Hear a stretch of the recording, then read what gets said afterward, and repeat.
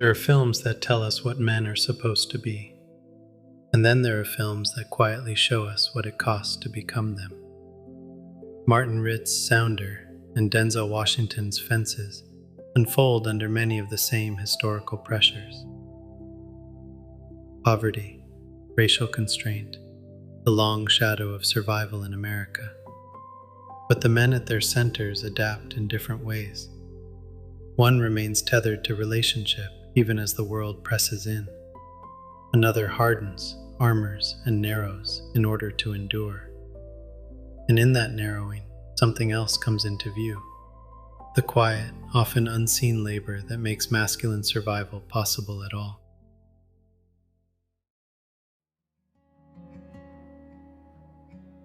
In Sounder, survival does not arrive with spectacle.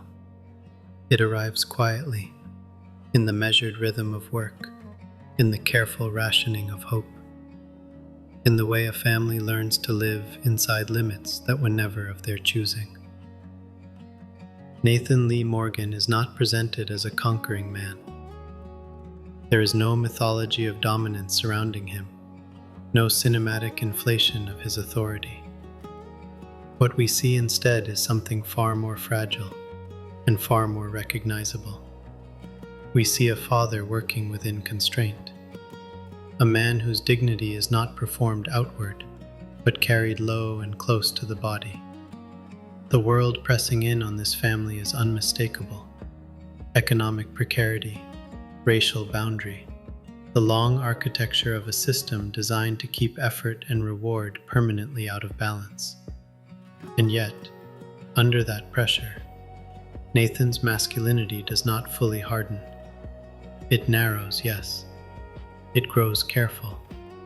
It learns the discipline of endurance, but it remains, in crucial ways, tethered to relationship. You can feel it in the quiet exchanges at the table, in the way authority moves through the household without constant display, in the small but meaningful space left open for the children to breathe. Even the wounded body of the dog, Sounder himself, seems to carry this same grammar. Injury is present, limitation is real, but the wound does not exile the creature from belonging. What Sounder offers us, then, is not an idealized masculinity. It is something more sober than that. It is a portrait of manhood under pressure that has not yet fully sealed itself shut.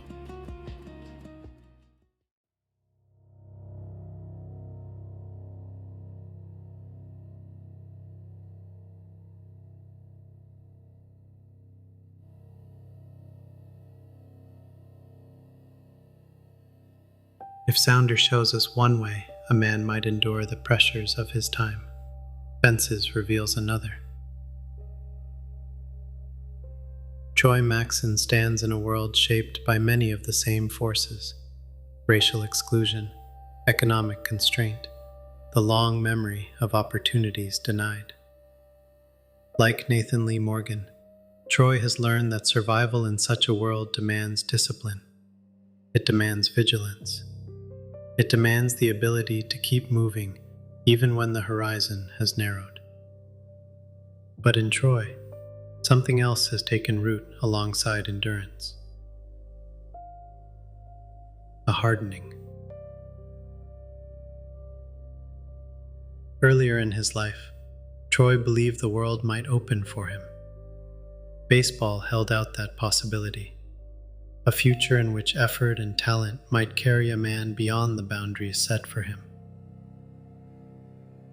When that promise collapsed, the wound did not simply fade into memory. It reorganized the way Troy moved through the world.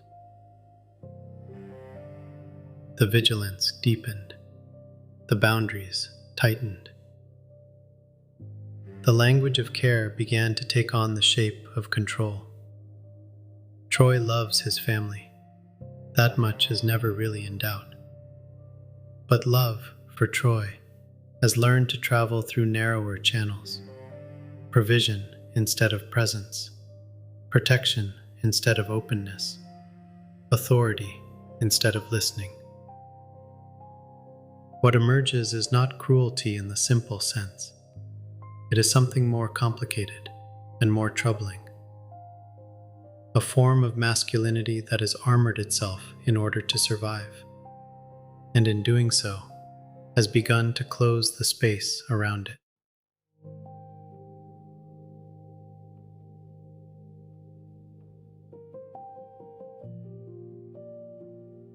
But the story told in Fences does not belong to Troy alone. Standing within the narrow world he has built is Rose, his wife, his companion, the quiet center of the household's daily life. At first glance, her role can appear familiar: the steady partner, the keeper of the home, the one who holds the ordinary rhythms of family together. But when we look more closely, something deeper begins to come into view. Because the endurance Troy practices does not exist in isolation. The hardness that allows him to stand upright in a difficult world does not seal itself neatly inside his own body. It spreads outward. It enters the emotional climate of the household, shaping the space in which everyone else must live. And it is Rose who quietly absorbs much of that pressure. She carries the work of translation, softening the sharp edges of Troy's authority, maintaining the fragile threads of connection that allow the family to remain a family at all. When Rose finally speaks her truth, she names what has been present all along. She has not simply stood beside Troy, she has stood with him, holding together a shared life that demanded far more of her spirit than anyone had ever asked aloud. What becomes visible in that moment is something our culture often prefers not to see. Masculine survival, especially under conditions of pressure, is rarely sustained by men alone. It is often made possible by a quieter labor, the relational work of women who stabilize the emotional ground on which families continue to stand. When that labor remains unspoken, it can appear almost natural, like the background ecology of a landscape. But like any ecology pushed too far, it carries a cost.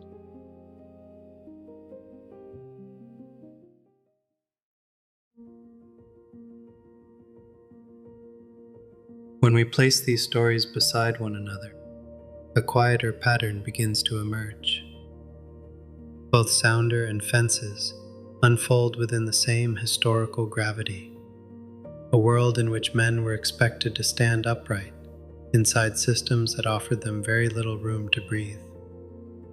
Under such pressure, masculinity does what living things often do when the environment grows harsh. It adapts. Sometimes that integration takes the form we see in Nathan Lee Morgan, a masculinity disciplined by hardship, but still tethered to relationship, a form of strength that narrows without completely closing, leaving enough space for others to remain alive within it. But other times, the integration moves in a different direction. In Troy Maxon, we see what happens when endurance slowly becomes armor, when survival requires a man to tighten the boundaries of care until love itself must travel through the language of control. Neither of these men stands outside history. Both are responding to the same world. Yet their responses shape the lives around them in profoundly different ways. One form of masculinity remains porous enough to share the burden of survival. The other concentrates that burden inward, and in doing so, often pushes the unseen labor of relationship outward onto those standing nearby. What these stories quietly reveal is something our culture still struggles to name. Masculinity is not simply a personal identity. It is a relational force, something that alters the emotional and moral climate of the spaces in which we live together. And like any force within a living system, its health may ultimately be measured by a simple question: Does it create more room for life to continue, or less?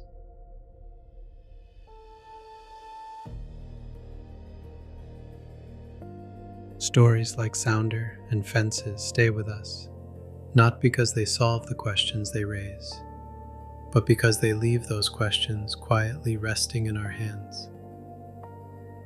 What does it mean to remain strong without becoming hard?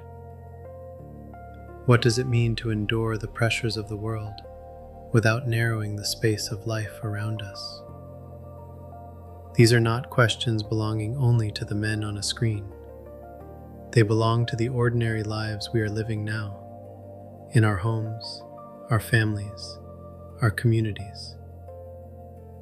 Every generation inherits the wounds of the one that came before it. But what we do with those wounds remains an open choice.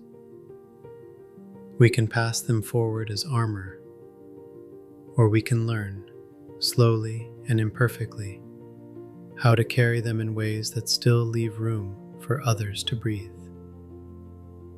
The work of that choice, the work of learning how to live with strength that remains relational, is never finished.